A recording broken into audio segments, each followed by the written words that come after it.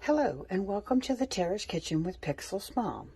Today I will be making a vegetarian chili from the book Natural Gourmet. This is a vegetarian plant-based recipe book that has very amazing recipes that are all vegetarian and good for you. For this you're going to need the following ingredients. You're going to need 4 15-ounce cans of beans, 2 cans chili, and 2 cans red beans.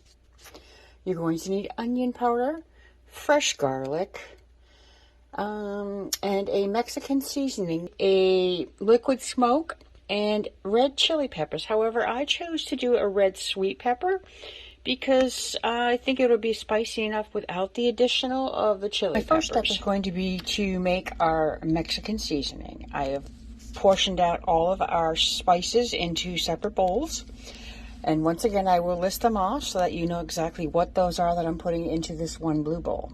It will be 1 teaspoon of chili powder, 1 teaspoon of garlic powder, 1 teaspoon of onion powder, a half teaspoon of crushed red pepper flakes, a half teaspoon of dried oregano, 2 teaspoons paprika, 1.5 teaspoons ground cumin, a half teaspoon of sea salt, a half teaspoon of black pepper, 1 pinch or so of ground cinnamon, and 1 pinch of ground cloves. I did forget to mention, however, that I will be adding a couple of extra things into our chili. I'm going to be adding in our Loma Linda veggie burger to the meat factor. And as I said, instead of adding the hot pepper, I will be adding in our red sweet pepper. So let's get this all cut up and get started. As I said, this is a very easy chili recipe. It is basically combining the canned beans, the Loma Linda veggie burger, and I did decide to add some diced tomatoes, canned tomatoes, to give it that little extra kick. And I think that's why I decided to go with the red sweet pepper versus the chili pepper. I'm going to start out by adding the burger. This is an optional ingredient along with the tomatoes. I just kind of thought it would give the actual chili a very good flavor. Okay. And I'm going to add our kidney beans. Get that broken up a little bit.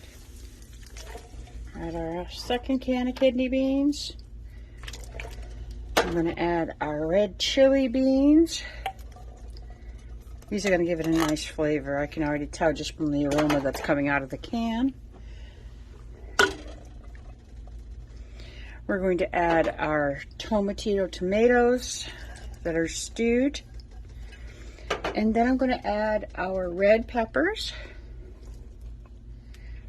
and the 4 spices that I did need, which was the hickory liquid smoke, the garlic, the Mexican seasoning that we made at the beginning of the video, and our onion powder. We're going to just basically combine this all together and let it simmer for, like I said, about that 4 hours. All right, our chili has been simmering between 2 and 3, which is the low heat on our stove. It has gotten to a nice consistency. It's a little loose, but I think after the next 3 hours or so, it should firm up a little bit. It has combined very well and has a very good aroma coming from it. All right, our chili has been simmered for almost 3.5, close to 4 hours. It has gotten to a very nice thick consistency, and I am concluding that it is now done. I have tasted it a couple of times. It is very well seasoned, and now I'm going to taste it once again at our final cooking and see what I think of it and share my results with you.